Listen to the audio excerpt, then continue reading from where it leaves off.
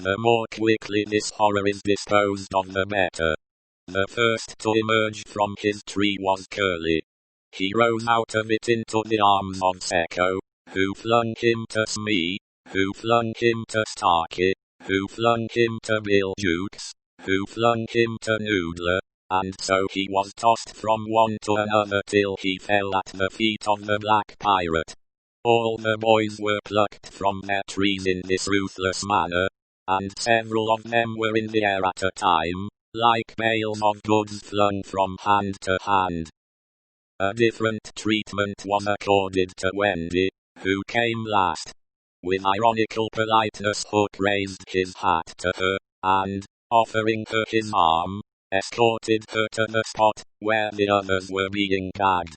He did it with such an air, he was so frightfully imposingly distinguished, that she was too fascinated to cry out. She was only a little girl. Perhaps it is telltale to divulge that for a moment Hook entranced her, and we tell on her only because her slip led to strange results. Had she haughtily unhanded him, and we should have loved to write it on her, she would have been hurled through the air like the others, and then Hook would probably not have been present at the tying of the children, and had he not been at the tying he would not have discovered Slightly's secret, and without the secret he could not presently have made his foul attempt on Peter's life. They were tied to prevent their flying away, doubled up with their knees close to their ears, and for the trussing of them the Black Pirate had cut a rope into 9 equal pieces. All went well until Slightly's turn came, when he was found to be like those irritating parcels that use up all the string in going round, and leave no tags, ends, with which to tie a knot. The pirates kicked him in their rage, just as you kick the parcel, though in fairness you should kick the string, and strange to say it was Hook who told them to belay their violence. His lip was curled with malicious triumph, while his dogs were merely sweating, because every time they tried to pack the unhappy lad tight in one part he bulged out in another. Hook's mastermind had gone far beneath Slightly's surface, probing not for effects, but for causes, and his exultation showed that he had found them. Slightly, white to the gills, knew that Hook had discovered his secret, which was this, that no boy so blown out could use a tree wherein an average man need stick. Poor Slightly, most wretched of all the children now, for he was in a panic about Peter, bitterly regretted what he had done. Madly addicted to the drinking of water when he was hot, he had swelled in consequence to his present girth, and instead of reducing himself to fit his tree he had, unknown to the others, whittled his tree to make it fit him. Sufficient of this Hook guessed to persuade him that Peter at last lay at his mercy, but no word of the dark design that now formed in the subterranean caverns of his mind crossed his lips. He merely signed that the captives were to be conveyed to the ship, and that he would be alone. How to convey them? Hunched up in their ropes they might indeed be rolled downhill like barrels, but most of the way lay through a morass. Again Hook's genius surmounted difficulties.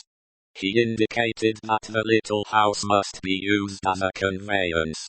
The children were flung into it, 4 stout pirates raised it on their shoulders, the others fell in behind, and singing the hateful pirate chorus the strange procession set off through the wood. I don't know whether any of the children were crying.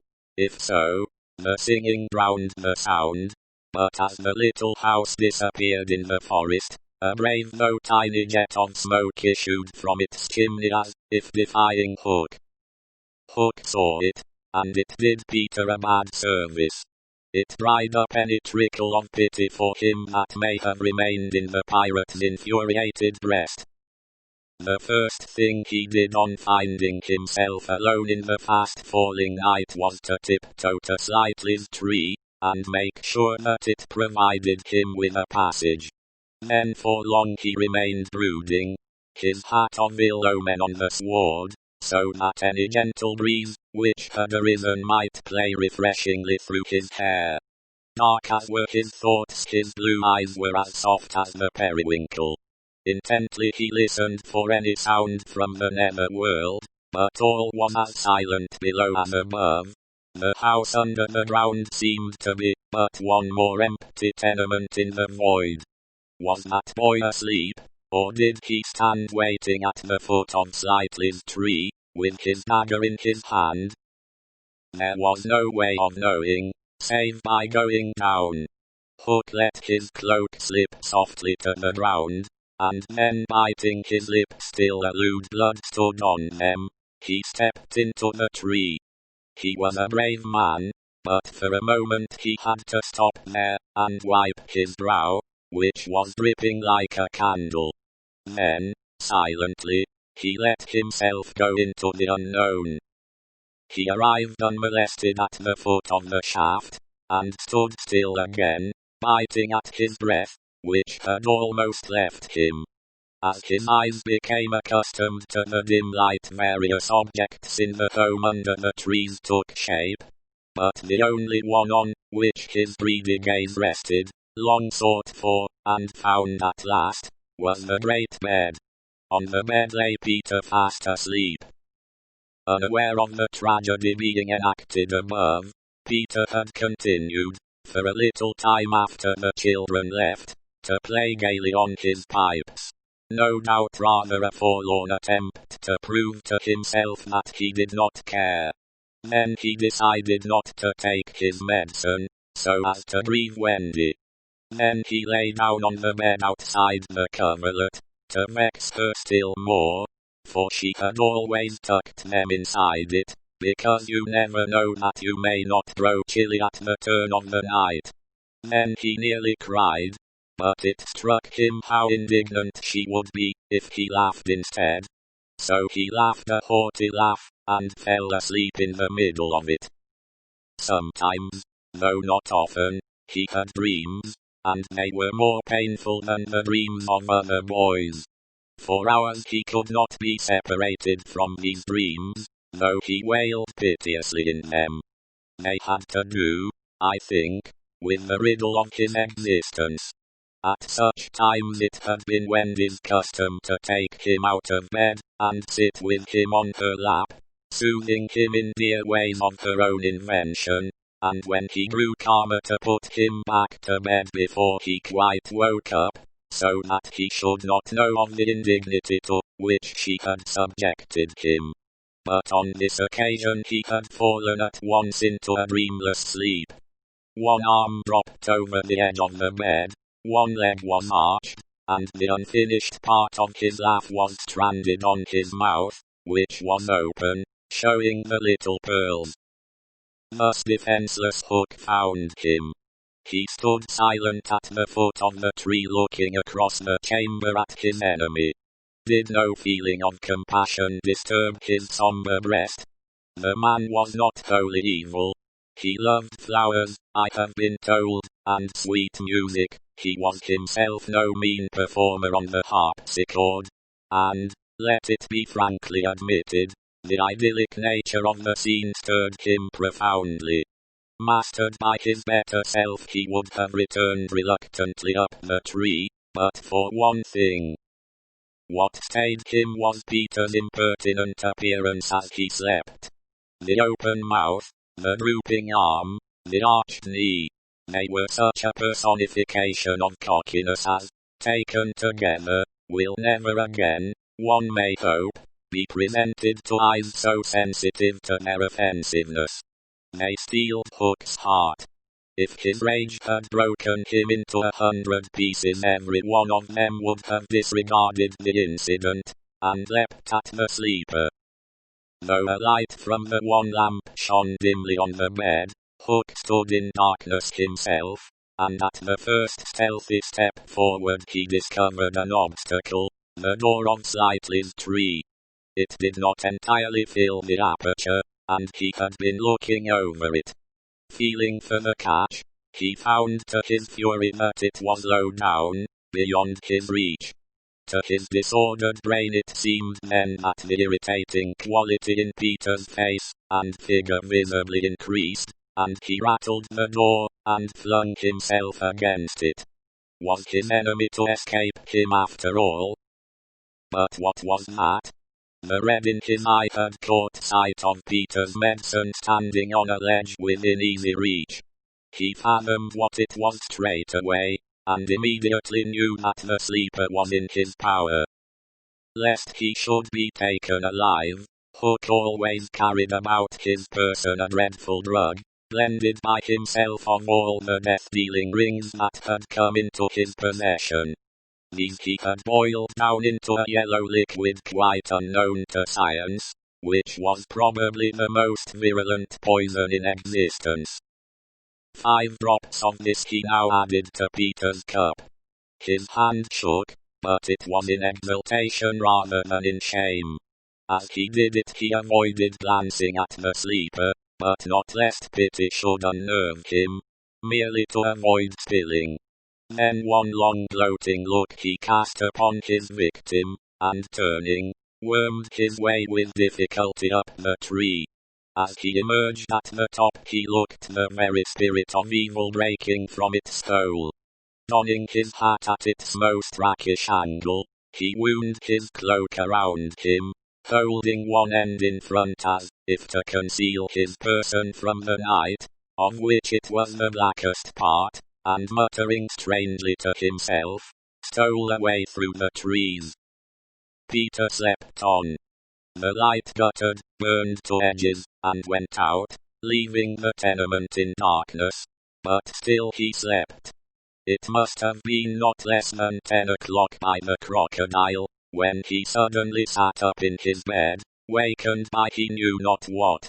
It was a soft cautious tapping on the door of his tree. Soft and cautious, but in that stillness it was sinister.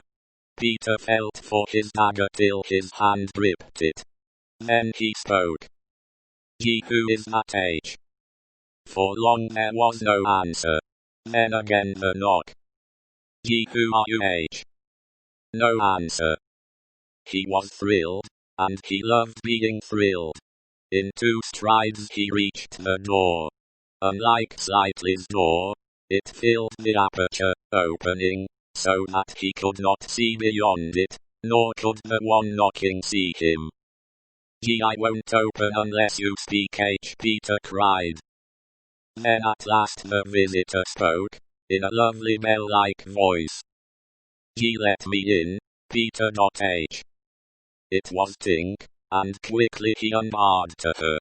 She flew in excitedly, her face flushed, and her dress stained with mud. "What is it, H?" "Oh, you could never guess!" she cried, and offered him 3 guesses. "Out with it!" he shouted, and in one ungrammatical sentence, as long as the ribbons that conjurers, magicians, pull from their mouths, she told of the capture of Wendy and the boys. Peter's heart bobbed up and down as he listened. Wendy bound, and on the pirate ship, she who loved everything to be just so. "I'll rescue her!" he cried, leaping at his weapons. As he leapt he thought of something he could do to please her. He could take his medicine. His hand closed on the fatal draught. "No!" shrieked Tinker Bell, who had heard Hook mutter about his deed as he sped through the forest. "Why not, H?" "It is poisoned. H." "Poisoned? Who could have poisoned it, H?" "Hook. H." "Don't be silly. How could Hook have got down here, H?" Alas, Tinker Bell could not explain this, for even she did not know the dark secret of Slightly's tree. Nevertheless Hook's words had left no room for doubt. The cup was poisoned. "Besides, H," said Peter, quite believing himself, "I never fell asleep. H." He raised the cup. No time for words now. Time for deeds. And with one of her lightning movements Tink got between his lips and the draught, and drained it to the dregs. Why, Tink, how dare you drink my medicine H? But she did not answer. Already she was reeling in the air. What is the matter with you H? Cried Peter, suddenly afraid. It was poisoned, Peter H. She told him softly. And now I am going to be dead. H. Oh Tink, did you drink it to save me H? Yes. H. But why, Tink H? Her wings would scarcely carry her now, but in reply she alighted on his shoulder, and gave his nose a loving bite. She whispered in his ear you silly ass H, and then, tottering to her chamber, lay down on the bed. His head almost filled the fourth wall of her little room as he knelt near her in distress. Every moment her light was growing fainter, and he knew that, if it went out she would be no more. She liked his tears so much that she put out her beautiful finger, and let them run over it. Her voice was so low that at first he could not make out what she said. Then he made it out. She was saying that she thought she could get well again, if children believed in fairies. Peter flung out his arms. There were no children there, and it was night time, but he addressed all, who might be dreaming of the Neverland, and who were therefore nearer to him than you think. Boys and girls in their nighties, and naked papooses in their baskets hung from trees. Do you believe H? He cried. Tink sat up in bed almost briskly to listen to her fate. She fancied she heard answers in the affirmative, and then again she wasn't sure. What do you think H? She asked Peter. If you believe H, he shouted to them, clap your hands. Don't let Tink die. H. Many clapped. Some didn't. A few beasts hissed. The clapping stopped suddenly, as if countless mothers had rushed to their nurseries to see what on earth was happening, but already Tink was saved. First her voice grew strong, then she popped out of bed, then she was flashing through the room more merry and impudent than ever. She never thought of thanking those who believed, but she would have liked to get at the ones who had hissed. And now to rescue Wendy! Exclamation H. The moon was riding in a cloudy heaven when Peter rose from his tree, begirt, belted, with weapons, and wearing little else, to set out upon his perilous quest. It was not such a night as he would have chosen. He had hoped to fly, keeping not far from the ground so that nothing unwanted should escape his eyes, but in that fitful light to have flown low would have meant trailing his shadow through the trees, thus disturbing birds, and acquainting a watchful foe that he was astir. He regretted now that he had given the birds of the island such strange names that they are very wild, and difficult of approach. There was no other course, but to press forward in redskin fashion, at which happily he was an adept, expert. But in what direction, for he could not be sure that the children had been taken to the ship. A light fall of snow had obliterated all footmarks, and a deathly silence pervaded the island, as if for a space nature stood still in horror of the recent carnage. He had taught the children something of the forest lore that he had himself learned from Tiger Lily and Tinker Bell, and knew that in their dire hour they were not likely to forget it. Slightly, if he had an opportunity, would Blaze cut a mark in the trees, for instance. Curly would drop seeds, and Wendy would leave her handkerchief at some important place. The morning was needed to search for such guidance, and he could not wait. The upper world had called him, but would give no help. The crocodile passed him, but not another living thing, not a sound, not a movement, and yet he knew well that sudden death might be at the next tree, or stalking him from behind. He swore this terrible oath, "Ye hook, or me this time." Now he crawled forward like a snake, and again erect, he darted across a space on which the moonlight played, one finger on his lip, and his dagger at the ready. He was frightfully happy.